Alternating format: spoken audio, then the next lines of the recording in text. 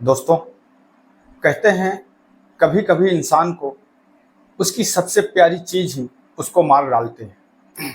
और कत्ल की साजिश जब वो रचता है जिससे आप सबसे ज्यादा मोहब्बत करते हैं तो खून से ज्यादा भरोसा बहता है। 13 अप्रैल की सुबह बुरहान की हवाओं में एक अजीब सी खामोशी थी, जैसे किसी दर्द ने शहर की रगों को छू लिया हो। तभी पुलिस को यह सूचना मिलती है कि आईटीआई कॉलेज के पास में सड़क के किनारे झाड़ियों में एक लाश पड़ी हुई है। तो शहर की नींद टूट जाती है और असली झटका तो तब लगता है जब यह पता चलता है कि इस कत्ल का मास्टरमाइंड कोई और नहीं बल्कि उस मरे हुए व्यक्ति की पत्नी ही है। और वह पत्नी जिसकी उम्र महज 17 वर्ष की थी। आखिरकार उसने क्यों मारा था अपने पति को, ऐसी क्या बात थी, ये सब जानेंगे इस कहानी में। मगर उससे पहले आप लोगों से एक छोटा सा निवेदन कि अगर अभी तक आप लोगों ने मेरे इस चैनल को सब्सक्राइब नहीं किया है या फिर आप लोग पहली बार मेरे इस चैनल पर विजिट कर रहे हैं तो मेरे इस चैनल को सब्सक्राइब कर बेल आइकन को जरूर दबाएं। और अगर आप लोगों को ये सच्ची घटना, ये सच्ची कहानी अच्छी लगे तो इसे एक लाइक शेयर कर कमेंट बॉक्स में अपनी राय हमें जरूर दें, जिससे कि मेरा हौसला बढ़ता रहे। दरअसल दोस्तों, आज की ये जो घटना है, यह घटना मध्य प्रदेश के बुरहान की है। सुबह सुबह करीब 7 बजे के आसपास का समय होता है, जब कुछ मजदूर अपने काम पर जा रहे होते हैं। तभी जब वो रोड से निकलते हैं तो उन्हें वहां पर झाड़ियों से कुछ बदबू सी आ रही होती है। उनमें से एक व्यक्ति रुकता है और रुक करके उन झाड़ियों के अंदर देखने के लिए पहुंचता है। वो देखता है कि आखिरकार यहाँ पर जैसे कोई चीज सड़ी हुई हो। उसके पास में पहुंचता है तो वो देखता है कि वहां पर एक लाश पड़ी हुई है। ये देख करके उसकी चीखें निकल जाती है। वो तुरंत चीखने लगता है और उसके साथ में जितने भी उसके साथी लोग होते हैं उनसे तुरंत कहता है कि इधर आइए, देखिए कुछ चीज है, कोई व्यक्ति मरा पड़ा हुआ है। सारे लोग उतर करके उस लाश के पास में जाते हैं और जैसे ही लाश को देखते हैं, देख करके सारे लोग चौंक जाते हैं, क्योंकि दोस्तों वो लाश पूरी तरह से खून में लथपथ थी। उसके ऊपर चाकुओं से कई बार वार किए गए थे। तुरंत वो लोग तुरंत पुलिस को फोन करते हैं और फोन करके इसकी जानकारी देते हैं। कहते हैं कि साहब, आईटीआई कॉलेज के पास में झाड़ियों में किसी व्यक्ति की लाश पड़ी हुई है। पुलिस तुरंत मौके पर पहुंचती है और मौके में पहुंचने के बाद जैसे ही पुलिस उस शव को देखती है, उस शव को देख करके पुलिस भी यह तुरंत आइडिया लगा लेती है कि आखिरकार जिस किसी ने भी इस व्यक्ति को मारा है उसको इससे बहुत ज्यादा नफरत थी। क्योंकि दोस्तों उस व्यक्ति के शरीर पर कम से कम 36 चाकुओं के वार किए गए थे। उसके शरीर को पूरी तरह से छलनी कर दिया गया था। उसके चेहरे पर साफ डर झलक रहा था और यह देख करके पुलिस यह तुरंत अनुमान लगा लेती है कि मारने वाला व्यक्ति कोई करीबी ही है और इस व्यक्ति से बहुत ज्यादा नफरत करता था। पुलिस ये जानकारी करने की कोशिश करती है कि आखिरकार ये व्यक्ति कौन है और इसकी लाश यहाँ पर कैसे आई है, इसका नाम क्या है। पुलिस इस चीज का पता कर रही होती है, लोगों से पूछ रही होती है। तभी वहीं पास में एक जो व्यक्ति खड़ा होता है, उसके मुंह से तुरंत निकलता है कि ये गोल्डन है, शाहपुर बुरहान का रहने वाला राहुल। अब पुलिस जैसे ही उसके बारे में जानकारी होती है, पुलिस को यह पता लगता है कि ये राहुल है, जिसकी उम्र करीब मात्र 25 वर्ष के आसपास होती है। अब पुलिस तुरंत उसके घर शाहजहांपुर पहुंचती है। उसके घर पर पहुंचती है तो देखती है कि उसकी पत्नी होती है, जिसकी उम्र मात्र भी 17 वर्ष के आसपास होती है। पत्नी से कहती है कि आपके पति की मौत हो चुकी है, आप उनकी जो लाश है उसकी शिनाख्त कर लीजिए। यह सुन करके उसकी पत्नी के चेहरे का जो इंप्रेशन होता है वो जरा सा भी बदलता नहीं है, बल्कि उसके मुंह से बस एक ही शब्द निकलता है, क्या वो कहाँ है। तभी पुलिस उस व्यक्ति की, उस लाश की फोटो उसकी पत्नी को दिखाती है। यह देख करके जो उसकी पत्नी होती है वो रोने लगती है, वो चीखने लगती है। पुलिस भी परेशान हो जाती है। पुलिस उससे पूछती है कि आखिरकार आपको किसी पर शक है। पुलिस अब उस महिला से पूछती है कि आपके पति घर से कब गए थे। वो महिला पुलिस को बताती है कि साहब बस कल शाम 12 अप्रैल की शाम बाजार जाने के लिए कह करके गए थे, पर तब से अभी तक वापस नहीं आए। हमने सोचा कि शायद अपने किसी दोस्त के यहाँ रुक गए हों। यह सुन करके पुलिस भी परेशान होती है कि आखिरकार एक व्यक्ति जो बाजार जाता है और जब बाजार से वो अपने घर वापस आ रहा होता है तभी रास्ते में कोई इतनी बेरहमी से उसकी हत्या कर देता है। अब पुलिस के लिए सबसे बड़ा सवाल था कि आखिरकार इस व्यक्ति को किसने मारा और क्यों मारा।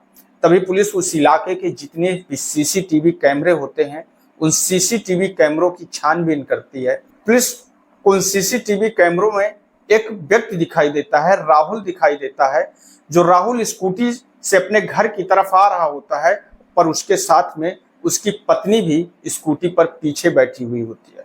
यह बात जो राहुल की पत्नी ने पुलिस से छुपाई थी, पर पुलिस जैसे ही इस चीज को देखती है तो ये शक होने लगता है कि आखिरकार कहीं न कहीं इसमें राहुल की पत्नी का कुछ हाथ हो सकता है, क्योंकि राहुल की पत्नी ने उनसे झूठ क्यों बोला। यह सुन करके पुलिस भी यह सोच करके अब पुलिस भी परेशान होने लगती है।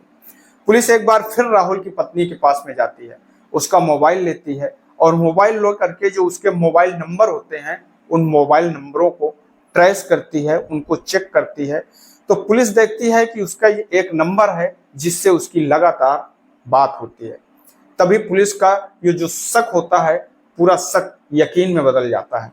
अब पुलिस राहुल की पत्नी को पुलिस स्टेशन बुलाती है और जैसे ही वो पुलिस स्टेशन पहुंचती है तब पुलिस स्टेशन में उसको बैठा करके उसके साथ जब सख्ती से पूछताछ करती है तो जो लड़की होती है, जो महिला होती है, वो टूट जाती है और पुलिस के सामने अपना सारा जुर्म कबूल कर लेती है।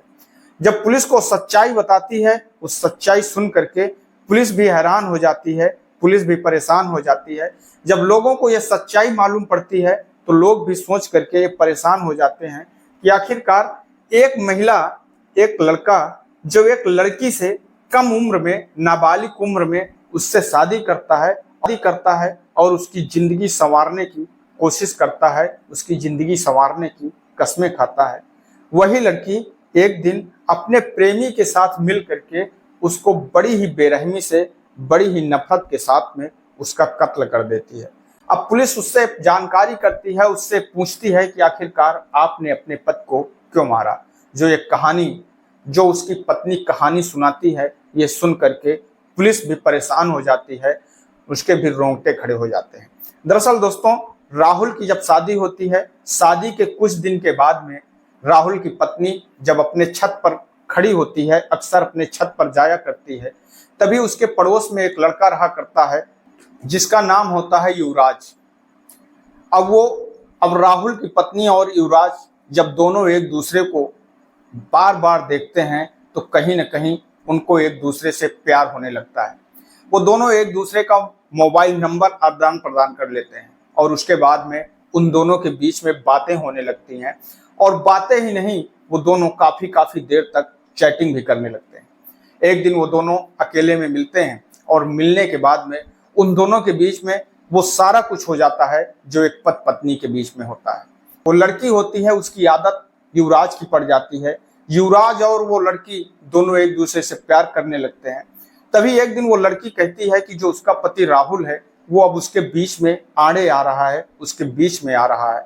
युवराज उससे कहता है कि अगर आप कहो तो हम उसे रास्ते से हटाने का प्लान बना देते हैं। अब उन दोनों के बीच में इस तरीके की कुछ बातें होती हैं। तभी 12 अप्रैल शाम के करीब 8 बजे के आसपास का समय होता है। अब वो जो लड़की होती है अपने पति राहुल से कहती है कि आज हम लोग बाजार चलेंगे, बाजार में खाना खाएंगे, होटल में खाना खाएंगे और होटल से खाना खा करके आएंगे। राहुल अपनी 17 वर्षीय पत्नी को अपने साथ स्कूटी पर बैठाता है और बैठा करके वो बाजार चला जाता है। दोनों बाजार जाते हैं, वहां पर दोनों खाना खाते हैं और खाना खाने के बाद में जब वो घर आ रहे होते हैं, वापिस आ रहा होता है, तभी ITI कॉलेज के पास में एक ब्रेकर पड़ता है। उस ब्रेकर के पास जो उसकी पत्नी होती है वो जानबूझकर अपना चप्पल नीचे गिरा देती है। जैसे ही वो कहती है कि मेरा चप्पल गिर गया है, तभी जो राहुल है स्कूटी खड़ा करता है और स्कूटी खड़ा करके वो चप्पल लेने के लिए उतरता है। तभी वो देखता है कि उसके पीछे दो व्यक्ति एक बाइक पर आ रहे होते हैं, जिनमें से एक युवराज होता है और एक युवराज का दोस्त होता है जो नाबालिग होता है। अब वो दोनों राहुल को तुरंत पकड़ते हैं और पकड़ करके रोड के किनारे जो झाड़ियां होती हैं उन झाड़ियों में खींच ले जाते हैं। खींचने के बाद में जो उसकी पत्नी होती है, सबसे पहला वार वो बियर की बोतल से अपने पति राहुल के ऊपर करती है। वो तड़पने लगता है। तभी जो उसके प्रेमी और उसका जो दोस्त होता है वो लोग चाकू से उसके ऊपर एक नहीं बल्कि लगातार 36 वार करते हैं। मौके पर उसकी मौत हो जाती है। मौत होने के बाद में जो उसकी पत्नी होती है वो चुपचाप वहां से अपने घर पर आ जाती है। इस बात की किसी को कोई जानकारी ही नहीं होती है। पर जैसे ही सुबह जब वहां पर लोग पहुंचते हैं और पहुंच करके देखते हैं और इसकी जानकारी पुलिस को देते हैं, पुलिस को यह शक होता है कि आखिरकार इस व्यक्ति को जिसने भी मारा है इसका कोई बहुत करीबी ही है जो इससे बहुत ज्यादा नफरत करता हो, क्योंकि जिस तरीके से उस व्यक्ति को मारा गया था, राहुल को मारा गया था, किसी आम आदमी की मारने की बात नहीं थी, वो एक आपसी रंजिश का जैसा मामला था। इसलिए पुलिस को तुरंत शक उसकी पत्नी पर होता है। पुलिस उन तीनों को गिरफ्तार करती है और गिरफ्तार करने के बाद में उन तीनों को जेल भेजने की तैयारी करने लगती है। दोस्तों, इस कहानी को सुनाने का उद्देश्य किसी को ठेस पहुंचाना नहीं है, किसी को दुख पहुंचाना नहीं है, किसी की भावनाओं को आहत करना नहीं है, बल्कि आप लोगों को सजग करना है, सतर्क करना है। मैं आपका दोस्त सागर पटेल इन्हीं शब्दों के साथ में आपसे विदा लेते हैं। कल फिर मिलेंगे किसी एक नई कहानी के साथ में, किसी एक नई सच्ची घटना के साथ में। तब तक के लिए नमस्कार, जय हिंद, जय भारत।